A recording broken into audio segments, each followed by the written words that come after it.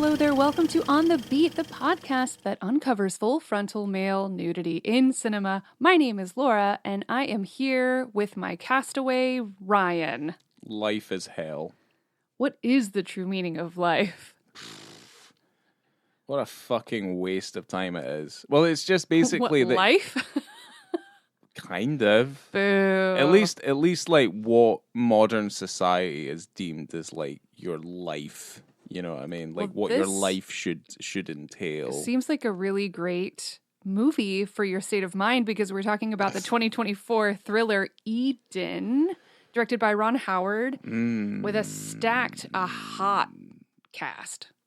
You guys, hot It's a cast. really There's two of the hottest chicks in my heart are in this film. Yeah, it's a bewilderingly attractive cast. Because they even try to ugly up, like, Sweeney. What's her name? Sydney Sweeney. Sydney Sweeney. They try and ugly her up a wee bit, but it's kind of difficult. It's kind of difficult to do that with her. So we've got Jude Law, Vanessa Kirby, Daniel Bruhl, Sydney Sweeney, and Ana de Armas in this movie. So that's the thing. I knew nothing of, like, the cast other than it was Jude Law. And everybody else was just kind of a nice little add-on. But I mean, Jude Law is probably, in my opinion, he's probably one of the best parts of this film. Well, Vanessa Kirby kind of spends the film just looking over her left shoulder quite a bit. She does it really well. She looks great. Yeah, she does it really well. Because they try and ugly her up. Impossible. And she's got MS. They try and ugly her up, but it's like, it literally is an impossible task. Ugh. Like, she's so unbelievably beautiful. Just gonna grunt thinking about Vanessa Kirby. Oh my god. Okay, the synopsis of this film that I pulled from Letterboxd is: a group of disillusioned outsiders abandon modern society in search of a new beginning. Settling on a remote, uninhabited island, their utopian dream quickly unravels as they discover that the greatest threat isn't the brutal climate or the deadly wildlife, but each other. Oh no, who'd have ever thought? They were never in trouble by the wildlife, other than the puppies. Yeah, but even then, I'm like, there's so many things on the Galapagos Islands. Not enough snakes. That can kill you. Yeah, there should have been more snakes in the film. There should have been more snakes. There should have been more bugs. Like, there should have just been more things that were ever present. I felt like it was... Once they start focusing on like the human element and how destructive that is in this utopian place that they've created, then you're just kind of like, all right, here we go. The tagline of this film, by the way, before you jump straight into Ron Howard, is inspired by the accounts of those who survived. I didn't know if I liked that. I kind of hated it, to be honest. That tagline? Yeah, a little bit. I didn't write it, so. I know you didn't. I mean, if you did, we'd be having a conversation. But my tagline would have been, "Who stole my teeth?" Or something like that. Look out, there's a teeth thief on the island. Or no, who stole my beans? There you go. Okay, tell me about Ron Howard, because then that will make more sense for anyone who hasn't watched the movie, which they should. Yeah, should they? We'll see. We'll find out. It's beautiful to look at. I don't know. Anyway, we'll get into that. Yeah, Go on. You like everything a slightly less shade of brown. It's very uninspiring. That makes you know that it's hot outside when it's brown. Well, before we go into Ron Howard, the only things I really, really liked about the movie were like the kind of weird time-lapsey stuff of the island. It just doesn't take it far enough. It's kind of like that Nicholas Roeg movie that we also covered, Castaway, which does this better. Anyway, Ron Howard, American filmmaker and actor. You would remember him fondly as Richie Cunningham in Happy Days from 1974 to 1980, and he was also starring in American Graffiti in 1973. Famous child actor, let's put him that way. Grand Theft Auto in 77 was his directorial debut, and those dates kind of match up because Happy Days, he left Happy Days after 4 years so he could just focus on being a being a director. And he's a lauded one at that. He's a winner of 2 Academy Awards, 7 Emmys, 2 Golden Globes, and 2 Grammys. He won Grammys? He won Grammys. I don't know why. I don't right. know. I don't know the reasoning behind it. He's got 2 stars on the Hollywood Walk of Fame, or whatever the fuck you call it. Greedy. A little bit. But I mean, what, you think he's got one for Happy Days as well? But, why would you have 2? I've never been, so I don't know what those stars. I thought you just got 1 per person. I don't know. Everyone can just get a star these days. It doesn't really matter. He's kind of, Ron Howard to me is kind of, he reminds me a little bit of Steven Spielberg. Just with some of the things that he's made, and just kind of stylistically as well, it seems very kind of similar. But like a handful of things, like if you've not seen any of these films, you probably should, because some of them are pretty good, and they're recognizable. I mean, we have like Willow in '88, Cocoon '85, Splash in '84. Like if you've not seen any of these, I mean, we were talking about Cocoon the other day, and like how long it's been since I've seen that movie. Backdraft he did in '91. That's where the fire growls at you. I swear I saw something on the internet recently, and it was talking about, the forgotten movie Backdraft. I said, who forgot that? No one forgot it. We watched that recently. It's got Kurt Russell in it. And like the thing is, it came out in '91, and let's really think about like the '90s as like a film decade. A lot of good shit came out in the '90s. Like a lot of good shit came out in the '90s. So Backdraft kind of went into theaters and then it came right back out again. I mean, that was it. Like it did its run. It was fine. It's one of those. We have Far and Away in '92. One of my personal favorites, Apollo 13. It's such a schmaltzy space exploration thing about the true story of the crew of Apollo 13 that was out in 1995. I showed you Apollo 13 after we watched First Man, and I was like, let's watch a good space movie. Ransom in '96, Beautiful Mind in 2001, Cinderella Man 2005, obviously the Russell Crowe period. Da Vinci Code, which we've all seen and probably disliked quite heavily, in 2006. A personal favourite of ours is Frost Nixon in 2008. I love Frost Nixon. I liked Rush that came out in 2013. It's no Frost Nixon, guys. It's not, but that I can see is like there's a genuine stylistic shift in the way that he films things. I bet that's how he met Daniel Bruhl. Probably because Daniel Bruhl's he's in quite a few of Ron Howard's things. Oh, sorry. But yeah, Solo, the Star Wars story from 2018. I've not seen that yet. I liked that. Yeah, it seems like it might be fine. But you know what? We've kind of just figured out that Star Wars was always kind of bad. Falsehood. But that new Star Wars movie that's coming out looks good. The Mandalorian movie. I'm excited. Go on. We'll see. And I didn't realize this. He did the Jim Carrey How the Grinch Stole Christmas in 2000. I kind of dropped her out, but he's made so many other films. Just they're the ones that kind of stand out to me. I never knew he made that. So yeah, that's a weird movie where I think there's a generation that's just below us. What are they? What's the generation? Though, because we're millennials, and then what are they? Gen Z. They're really into Shrek, and they're super into, and maybe they're the ones that are Zennials or something. I don't know what they're called. But anyway. Yeah, they're into green characters. Because we kind of edged out of it in the 2000s. And How the Grinch Stole Christmas. And they hold them so close to their hearts. They do. And I don't care for Shrek. I like that first movie. And that's really about it. I find all the rest of them I'm not saying I dislike tiresome. Shrek. I don't want to get in trouble, but Shrek was why am I going to watch Shrek? Well, Shrek was good because it was a product. It was a product of that time, and that film is full of like intertextuality, and it's very self-referential. And I think it does a good job of that. At least that first one. The rest of them, I'm like, okay, I'm not interested. These aren't funny enough.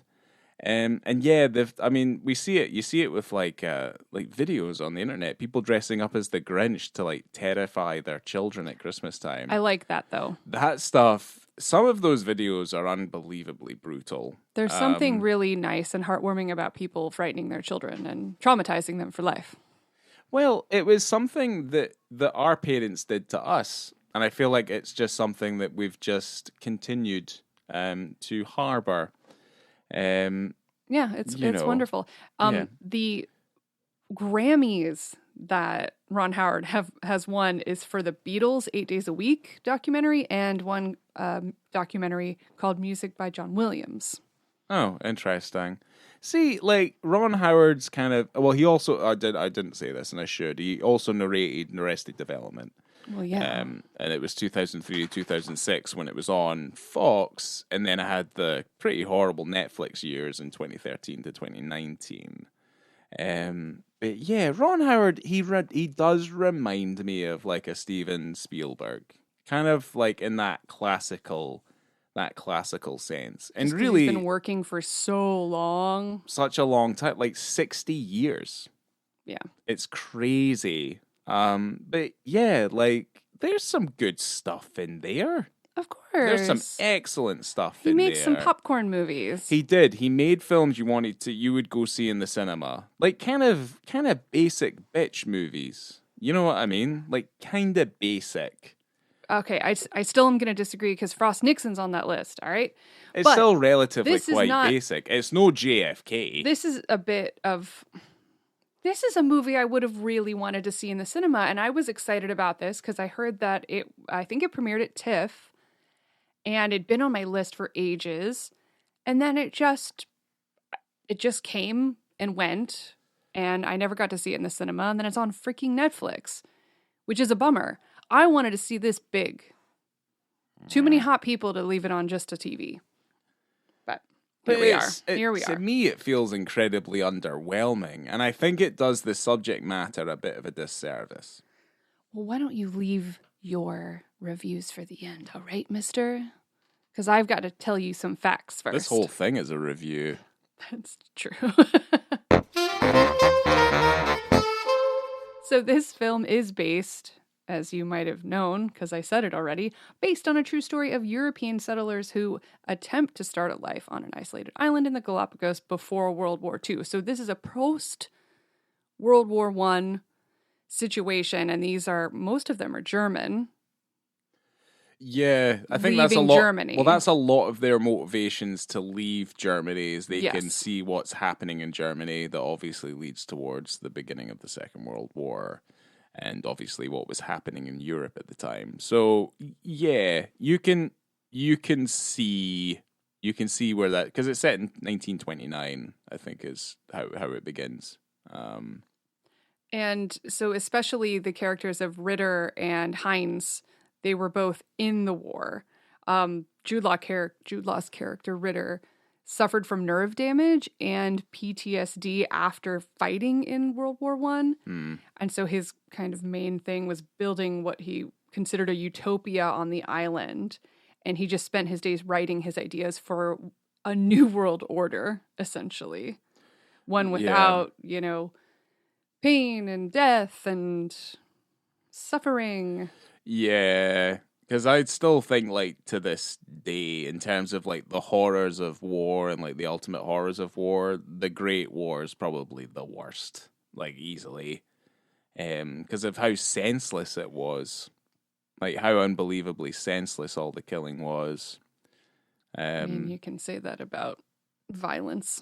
I think the thing is that with the Great War, there's one little catalyst, and then it just kind of blows out of control. And that's kind of how that is. And you do think about like how the First World War starts, and you're like, how the fuck did it escalate to such a degree? And that's why they call it the Great War. It's basically, it's the war other wars are compared to. So. Yeah, this was a really good one to follow up The Night Porter with. Just more fucking misery. More war. Yeah, more misery, more, unfortunately, kind of in your, contextual references to our current times. Like it's just it's just like super rough. But I do like the character of Ritter. And he is based obviously on a real person, and he did finish this memoir. And And obviously he was mad. Like he was made mad. Oh yeah. You know, but he is fascinating. And Jude Law playing him is also incredibly fascinating. To me, he's my favorite part of the whole thing, which is why I feel it's a bit of a disservice that Sydney Sweeney ends up being a little bit more of like the character focus, at least like towards the second half of the film. And I think my review for it was just kind of like, you know what really bothers me about this story is that it's super fucking interesting. Everybody's interesting in it and they're all really playing their part. And I'm just like, why did Ron Howard do this? Why did he do this as in the casting? Well, why is he the one telling this particular story? Like if imagine if Werner Herzog directed this. It'd be fucking awesome. Well, and you'd be like, wow, it's really fucking cool. And he would focus on all the elements of it as well. You know, it would feel a little bit like Fitzcarraldo in that sense, you know? And it would be so fucking dark. It would be a lot darker. So, this might help inform a lot of things. The story was written by Ron Howard and Noah Pink. He wrote the screenplay for Tetris. Do you remember that movie? It came back in 2023. Yeah. Mm-hmm. The kind of, yeah. Because he'd heard about the same story. Same guy who directed Stan and Ollie and Filth is the guy who did that. I can't remember the name off the top of my head. But he did? Mm-hmm. Yeah, he did. He wrote the screenplay? No, because the same director who did Tetris did Filth and Stan and Ollie. Right, I'm talking about the screenwriter. I know you are. That's why I was talking about the director. But anyway, carry on. Not related. Okay.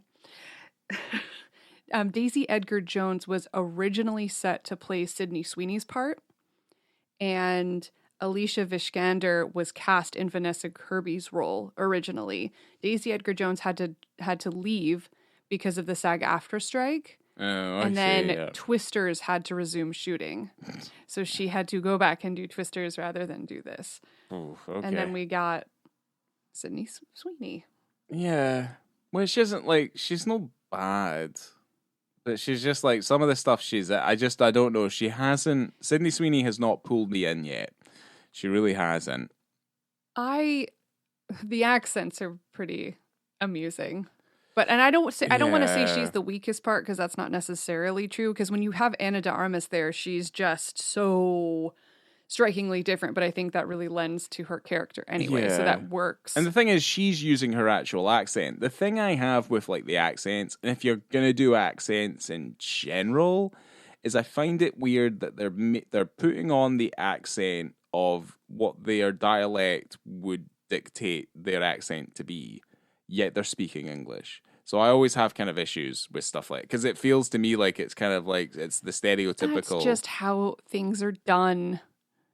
You know, you're either gonna. Okay.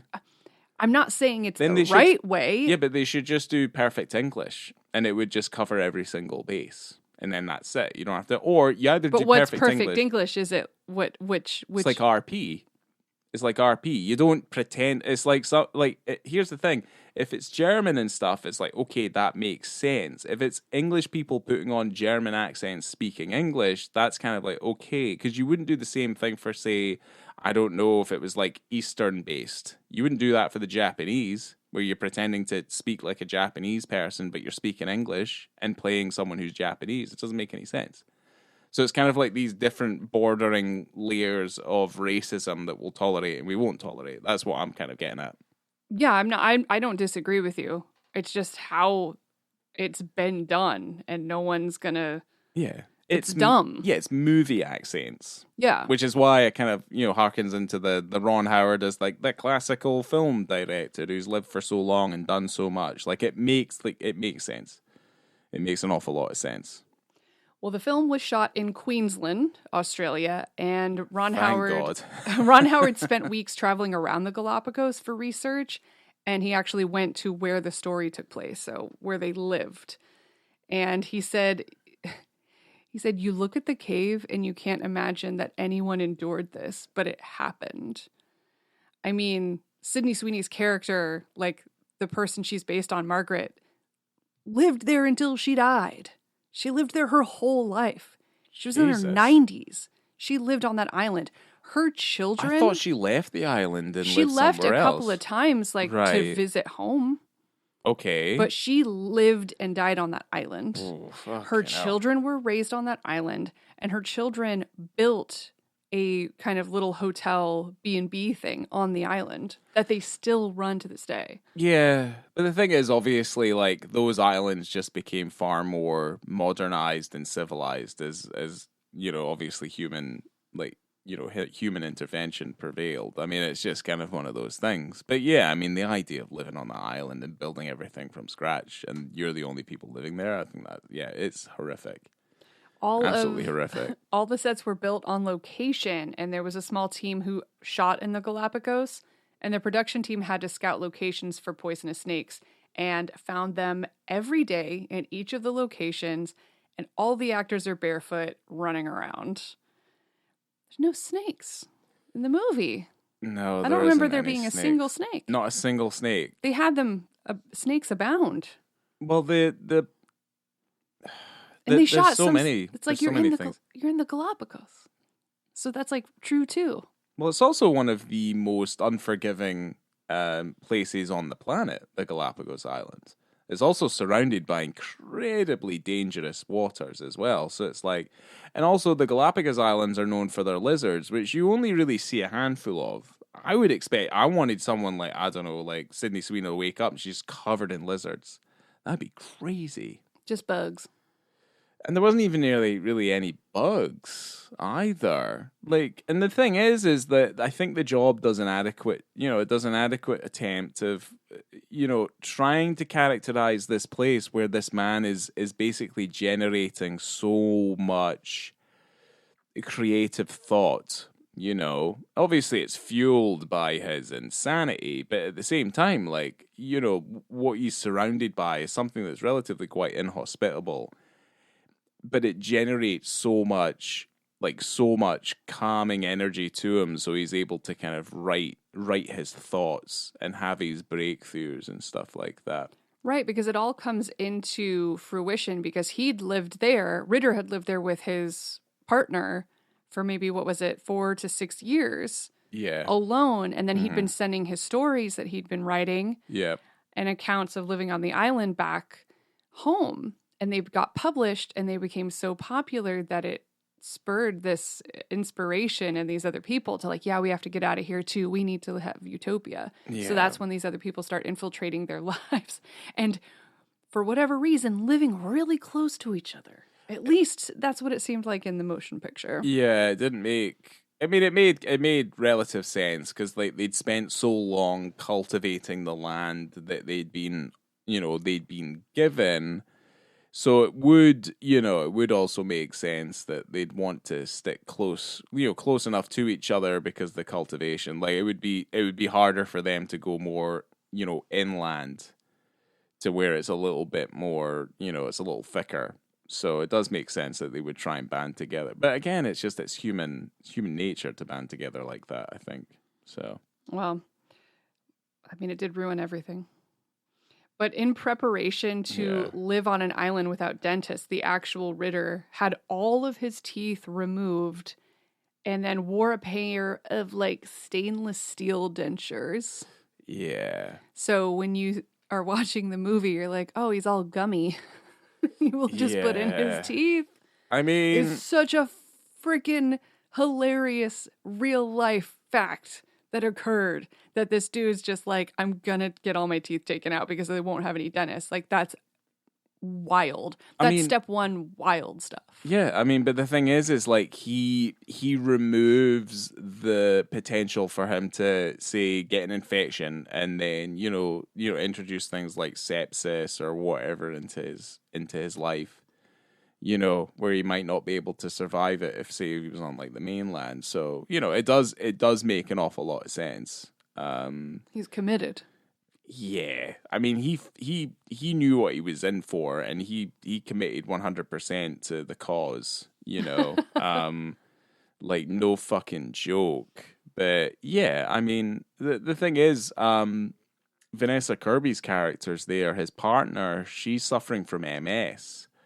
But what he's figuring out is that there's some kind of like uninhibited like healing factor that's, making its way through to her. But I think it's mostly due to the fact that like their lifestyle has completely changed.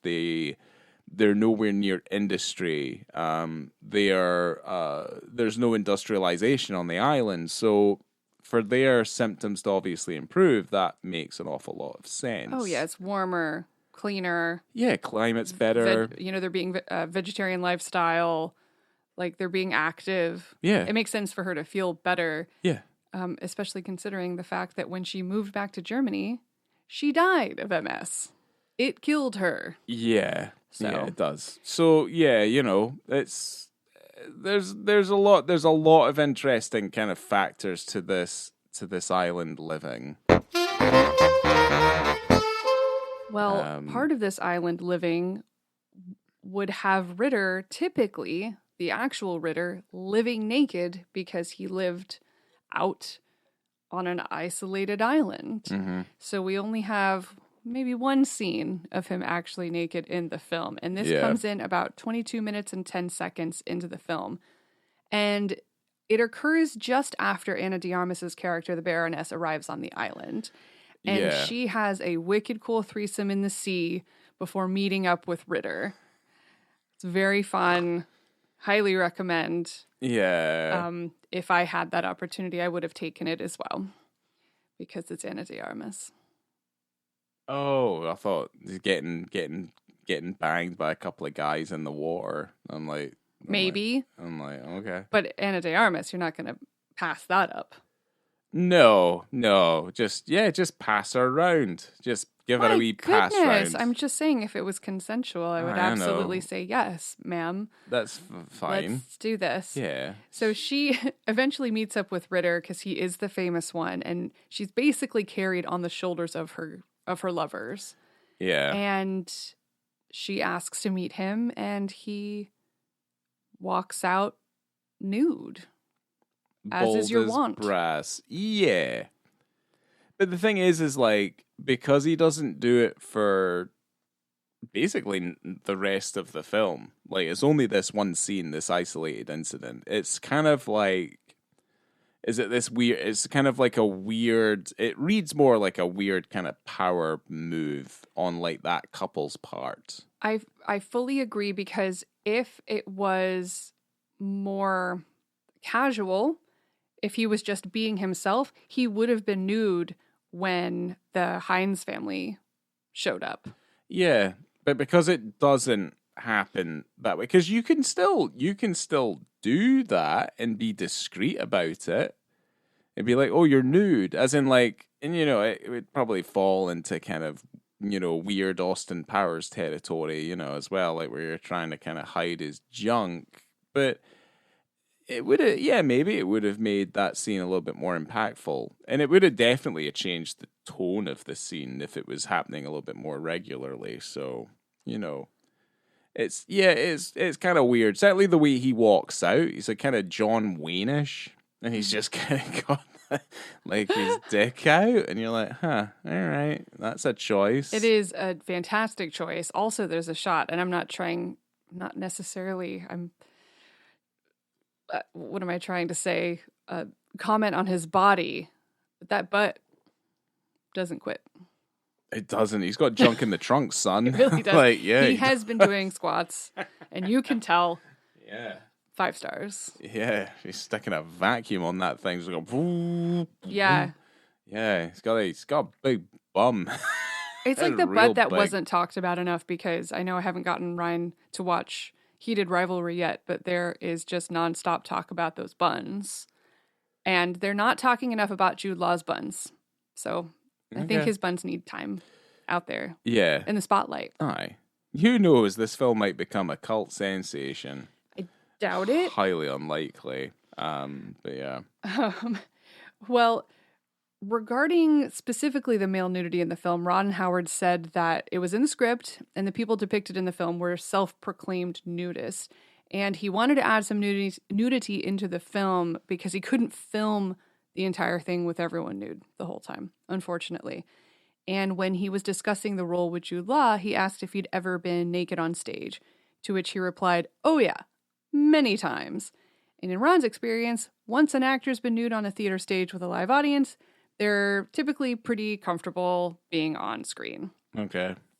And Jude Law had said, "For me, the challenge was trying to find movement in his rigidity. He didn't want to be moved or bent, and that was the challenge for me, and the nudity."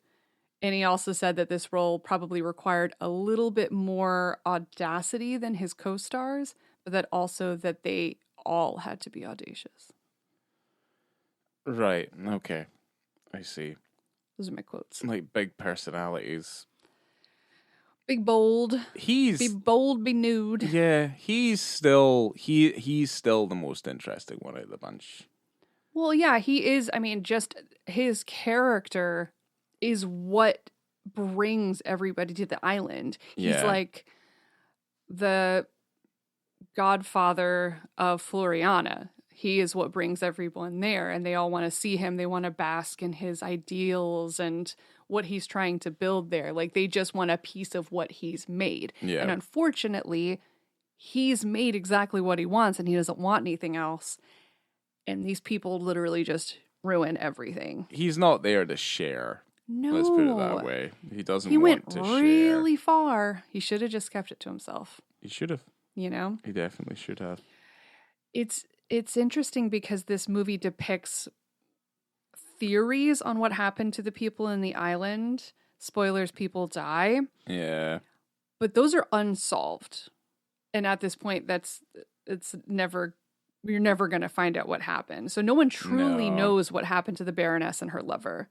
So what's depicted in the film is what they imagine probably happened. Right. And they're not exactly sure what happened to Ritter. They say he got food poisoning. Maybe. Maybe he was poisoned. You don't know. I mean, that's how it is depicted in the film. Yeah. When Dora left the island after Ritter's death, she wrote a book about her time there. And then she had that counteracted because Margaret wrote a book countering the claims that were made in Dora's book. So, you know, you don't know what actually happened because there were, kind of hurling accusations back and forth. But you don't know. You're just out there alone. Anything could have happened. Yeah. But it's like because the way the film does it that way, like it puts itself in a position, like it puts in a position and you're like, well, yeah, okay. It's inspired by a story. Yeah. So you can take your narrative liberties as you may. And that is murder.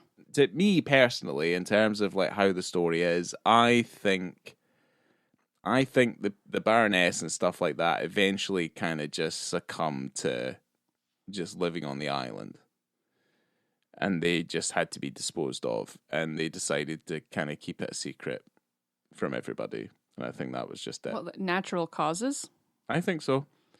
Seems or something weird that got they them. wouldn't just say that. Yeah, but then it's kind of just like, but then they decide they're going to hide the bodies or do whatever. Like, I think it's very kind of the what happens in the film is kind of like the murder and stuff. I'm like, yeah, okay. I'm like, it's fine for a Ron Howard movie, but I'm just like, I'm sure there's a slightly more interesting take on this. I don't know. I think if you're going to take what happened, this is probably the most interesting route.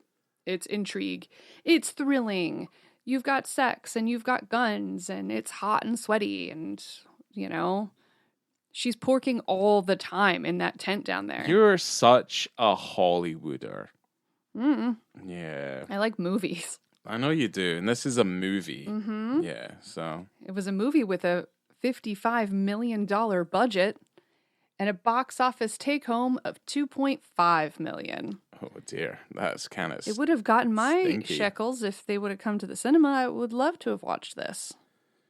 We're in a funny time with movies at the moment. It's kind of weird. A lot of the things happening. There's a lot of weird things happening with You know, you film think now. about weird movies out there that get put into the cinema. You know, like I didn't see it in the cinema, but I missed it. But something like Sasquatch Sunset, right? Where you got all these people dressed up like Sasquatch, and there's not a single actual English word in the whole film. They're peeing in the streets and stuff. Yeah. And that got a theatrical release here, but not this movie. I mean, there's tons of films you see at the film festival that make you like cry, and you'll never see them again. Like that's just the unfortunate thing about it all is that it's just We can't like, see them all, huh?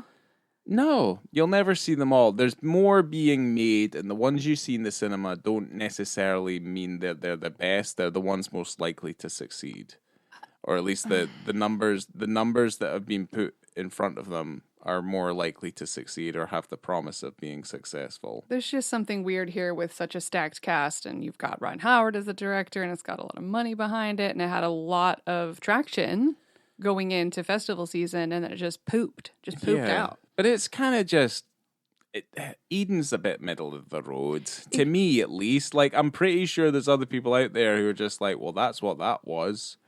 You just always know, and I believe this is a fact. It's a fact in my heart that if you see a motion picture in the cinema, you're gonna like it more. You're gonna give it more. Yeah, you are gonna give it more because it has everything. You're there, you're isolated, and that's the only thing you can focus on unless you're an asshole and you use your phone in the cinema. Okay, well then, this is a good time for us to get into our ratings, unless you have anything else you want to bring up. Nope, I do not. Okay, so I will go first because I feel like it. And in terms of visibility and context, I'm going 4.5, and I'm deducting it a half star because I don't know. I guess I can appreciate the fact that Ron Howard's like, I wish they could have been nude all the time, but they couldn't. So I'm going to give you one. I'm going to just give you one. It's something that Castaway did really well. The Oliver Reed one. I think that one did that really, really well. I just went Tom Hanks. I was like, wait, what? I was like, okay. I mean, at a certain point in that movie, Tom Hanks would not be wearing those little shorts. No. There's no fucking way. You saw how wild he became, how feral. He's not going to be conscious of the fact that he's wearing anything on his bottoms. No fucking way. Like, if he goes back to America and, like, he meets a woman, because remember, he meets that woman for the FedEx package. Right. And he's like, he's on the crossroads, whatever, right? And she's going to take off his little man shorts, and you're just going to see just a fucking, like, a white light. The palest of, like, who's fucking that? Like, who's going to even look at that? It's just kind of like, oh my God, like, everything is bleached in his undercarriage. Like, those butt cheeks are incredibly bleached. Everything else is fucking brown to the point of being black. Like, it's, it's weird. No, he would have been nude. He would have, easily. And I can understand wearing clothes, obviously, sometimes because you've got bugs and it is sunny and you are going to get in trouble if you're exposed all the time. Yeah. But if you're in the house and you're just writing your book, balls out, baby. Yeah. So I do think that there could have been a lot more of him nude. Maybe, we were meant to think he was nude when he was sitting down writing and stuff because he was typically topless, and that's fine. I'll accept that. But could have had a bit more. I think Jude Law would have been cool with it. But I do appreciate that it was least in there for that one bit. And it is a full frontal wide shot. Like, that man is naked. Yeah, you get a couple shots from the front, and you get a few from the back. It's not shy. No. But the issue I have, like, and it's kind of, I give the scene a 4, but I dock it even more for just the context because of the fact that it stands out so much, and it's standalone, so the tone and the meaning behind it is kind of skewed from, I would say, like the original source material. So you're kind of just like, why does he only do it? Like, why is he doing it as opposed to it would make sense if he did it all the time? You know, it's to me, it's kind of weird. And you know what? And you do make a good point, because I do think that he knew that the Baroness was showing up because they were making so much noise. Yes. And you could tell. So it's not as though he didn't know she was coming and then she just showed up, right? And it's the same thing with Hines and Margaret, because he knew they showed up and it was loud. Yeah. So like, if he wanted to throw that power play out there, he would have started from the beginning with the original people that showed up.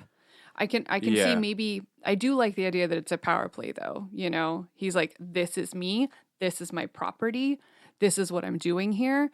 You do not belong here. Like, you can obviously tell how comfortable I am. Please vacate. I like that. Well, it feels more calculated than I think it actually was. Potentially, you know but I mean? I like that as an idea. Well, it's kind of different. It's difficult to say otherwise because that's kind of how it's presented. Well, the way he's standing, the way that Yeah. he is not, he's like an immovable force. Yeah. He's like, don't fuck with me, you know, and because he does not want anyone around anyway. So, and in terms of the film itself, I gave it a 3.5.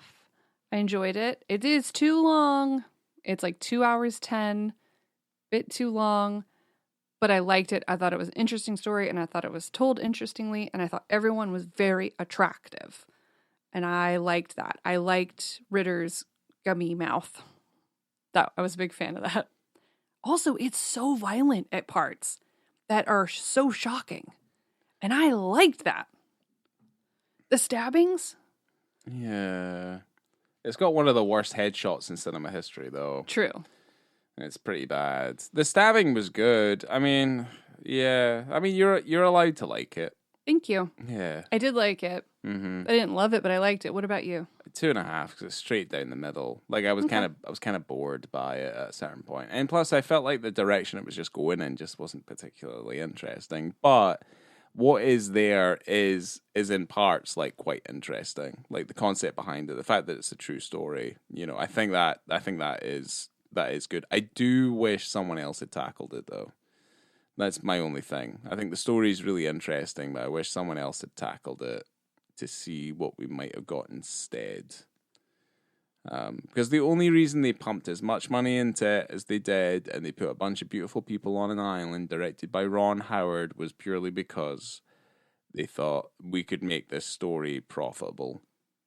That's the only way you kind of look at it, as opposed to it being, say, like like a piece of art. It's not really like, not to say that it's not. You're just kind of like, it's a very by the numbers sort of thing, and it kind of just follows a route, and you kind of are like, all right, this is the route it's taking. And yeah, to me, it just isn't that interesting overall, you know, be it like the visuals or just the way it's kind of like put together and stuff like that. I've never thought about, you know, Ron Howard as like, you know, he's a decent director, but like I don't look at some of the things that he's done and be like, wow, Ron Howard. I mean, unfortunately, that is what you got. If you want to watch more about it, you can watch the documentary that came out in 2013 called The Galapagos Affair. Nice. Kate Blanchett does some of the voices. Oh, cool. Perfect. Yeah. So, if you want to see more. I'm interested in the story. I'm just not interested in this film version of it. Well, then, let's get on that documentary. Thank you for being here. Thanks for joining us in another wartime-ish type of movie. Yeah. Make sure to find us on Letterboxd and Instagram at onthebeat, BITTE. And yeah, we will see you next time. You can rate us also, but make sure it's good because that's nice. It's good to be nice. We live in a negative time. We should be more positive with each other. Yes. Yeah. Coming to you from Floriana, I have been Laura. Ryan. We will see you on the island or something. I don't know. I guess, yeah. Shut it off.